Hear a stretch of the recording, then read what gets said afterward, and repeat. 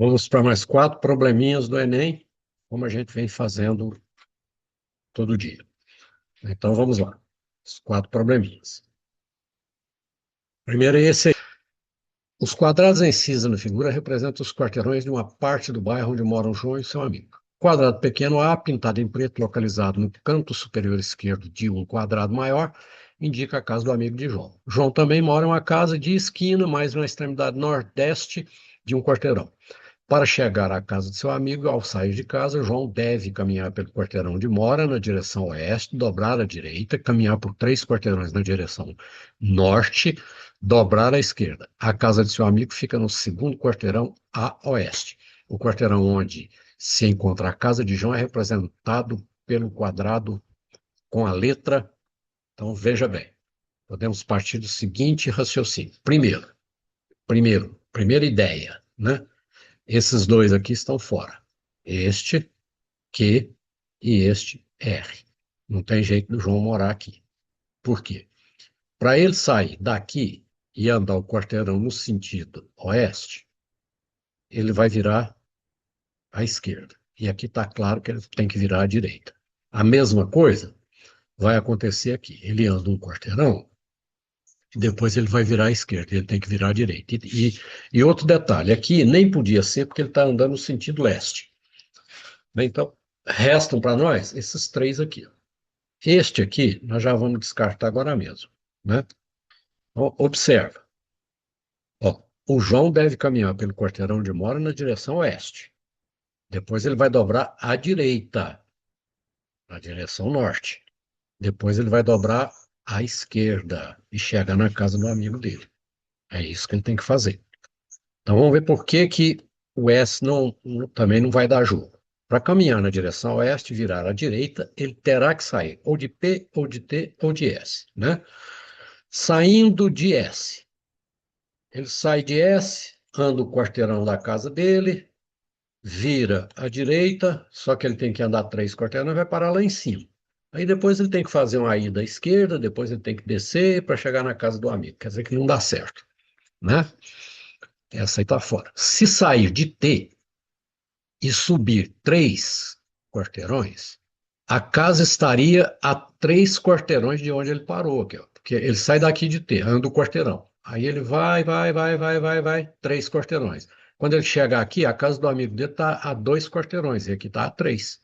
Então, está fora, né? Vamos ver por quê. Ó, ele sai lá de T, sobe 3. Agora ele teria que andar só 2 para chegar na casa do amigo. No entanto, ele vai andar 3. Então, está fora. Agora, P, ele anda o quarteirão da casa dele, sobe 3 e a casa do amigo está 2. Então, a nossa resposta é a letra A. Muito bem. Tá vendo?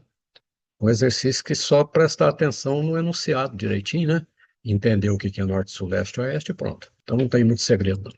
Agora, o próximo. O próximo já é um exercício que vai nos levar a montar sistema linear.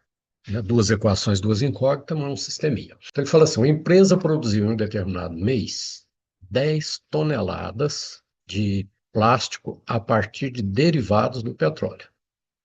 110 toneladas a partir de derivado do petróleo. E 80 toneladas a partir de plásticos reciclados. O custo para reciclar uma tonelada de plástico é R$ 500, que equivale a 5% do custo para produzir a mesma quantidade de plástico a partir dos derivados de petróleo. Para o mês seguinte, a meta dessa empresa é produzir a mesma quantidade de plástico que foi produzido nesse mês, mas com redução de pelo menos 50% no custo de produção. Para que no mês seguinte a empresa atinja a meta, a quantidade mínima de toneladas de plástico que devem ser produzidas a partir de reciclagem deverá ser. Vamos lá, né? Primeiro detalhe, eu vou considerar X a quantidade de plástico produzido com derivado de petróleo. E vou considerar Y, Y toneladas, né? Com o plástico reciclado. E a soma dos dois, a princípio, tem que dar quanto? Tem que dar 190. esse 110 aqui, mais aquele 80 lá. Então, já partimos disso. X mais Y igual a 190. 110 mais 80, 190. Muito bem. Agora, o que que ele fala? Gasto com derivados de petróleo. R$ 500 equivale a 5% do preço que ele gasta usando derivado de petróleo. Então, isso é 100%. Fazendo a regrinha de 3, a gente vai obter 10.000 para o preço quando a gente usa o derivado de petróleo, né? Muito bem. Vamos ver quanto que ele gastou nas condições nas condições que ele usou nesse mês, nesse primeiro mês. Ele gastou 10.000 vezes 110, né? Que é é o preço com o derivado de petróleo vezes a quantidade que ele produziu, e aqui 80 vezes 500, que é aquele precinho do derivado do reciclado. Então, fez um total de 1.140.000 reais. Agora, vamos lá. Gasto para o próximo mês: 50% do que ele gastou naquele mês. Então, 50% de 1.140.000 dá 570.000. É isso que ele tem que gastar no mês seguinte, né? Então, veja bem, x mais y igual a 190 é essa equação aqui. Agora, 10.000x mais 500y, que anteriormente tinha que dar 1 milhão e cacetada, agora tem que dar 570.000, né? O que que eu vou fazer? Vou dividir essa equação aqui inteirinha por 500. Então, ela vai ficar assim, ó, 20x, que é 10.000 dividido por 500, 570.000 dividido por 500 dá 1, 500 dividido por 500 dá 1, e 570.000 dividido por 500 dá 1.140. Pega aquela equaçãozinha e traga ela aqui para baixo. Passo um tracinho, vou multiplicar essa equação, essa segunda equação por menos 1 e somar com a de cima. Então, multipliquei e somei, né? Quer dizer, aqui ficou menos x, aqui ficou menos y, e aqui ficou menos 190. Somando, deu 19x igual a 950, porque o y desaparece, o x igual a 50 toneladas. Ele não quer o x, ele quer o y. Mas a soma dos dois não dá 190, então o y é 140. A nossa resposta é a letra B de bola. Ótimo. Vamos para o próximo. O próximo já é um exercício interessante. Eu não sei se a pronúncia desse troço aqui é pace ou passe, tá? Não procurei saber. Então, passe, vou ler do jeito que está escrito, é um termo usado por um corredor para denominar o seu ritmo médio em uma corrida. Representa o tempo médio em segundo que esse corredor leva para percorrer 1 quilômetro. O esquema apresenta o tempo em segundo que um corredor levou para cruzar as marcas que definem os 4 primeiros trechos de 1 quilômetro em uma corrida de 5 quilômetros, e o tempo gasto para percorrer cada trecho de 1 quilômetro. Então, no primeiro passe, né?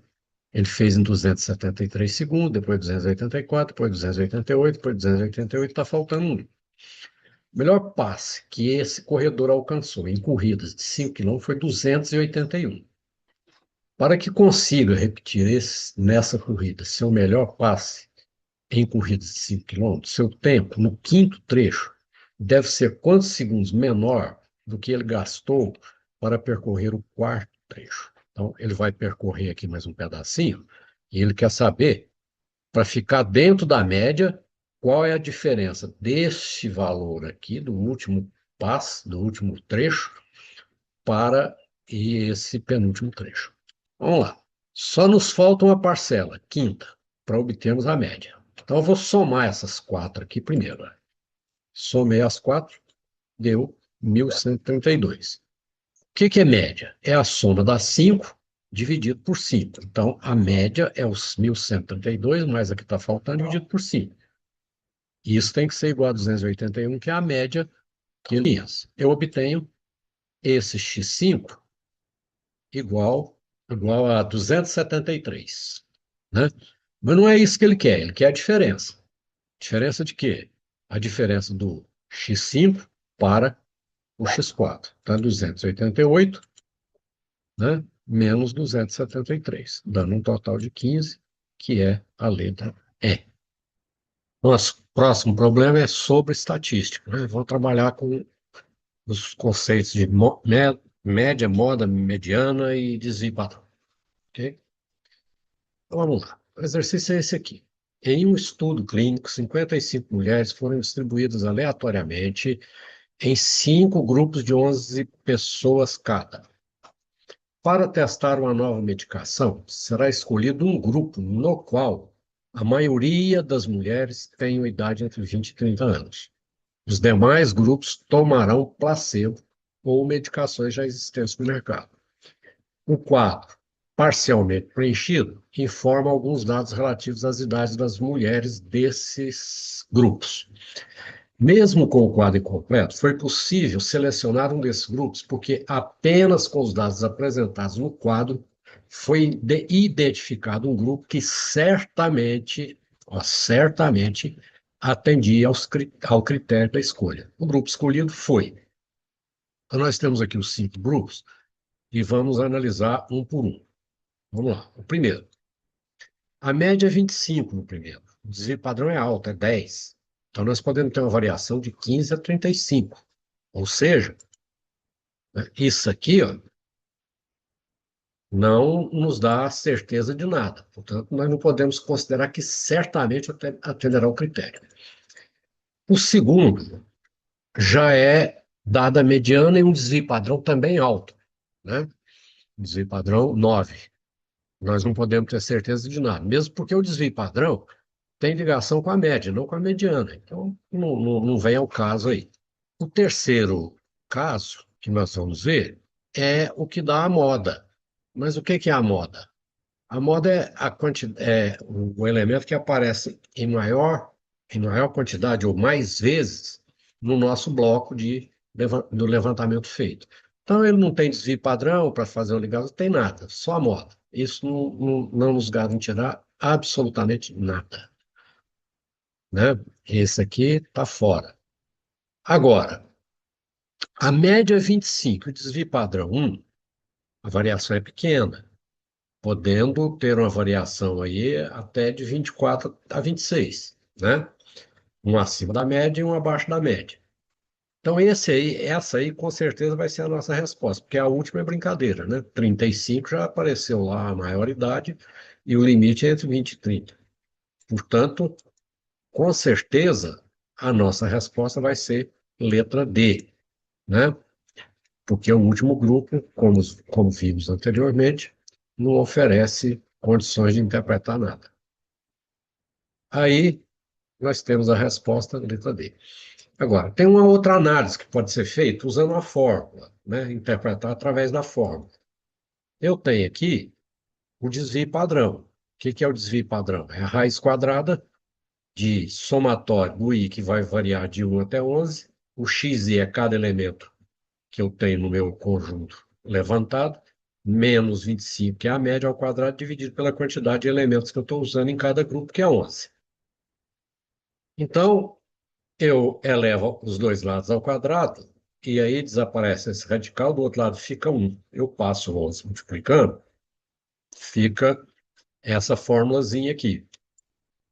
Mas veja bem, se um valor desses aqui, de xi, for 28 ou 22, uma das parcelas, só uma das parcelas, hein, são 11 aqui, xi menos 25 ao quadrado, vai dar maior que 16, no máximo igual a 16, o que já não é 11, já ultrapassou, portanto, o desvio padrão 1. Logo, não tem nenhuma possibilidade. Aqui eu estou dando um exemplo que eu falei aqui. Se eu pegar 29 menos 25 ao quadrado, eu tenho 16, 4 ao quadrado, que já é maior que 11. Mas 11 é o que vai me dar o desvio padrão 1. Portanto, a nossa resposta é aquela lá mesmo. Pronto. Chega por hoje e até a próxima.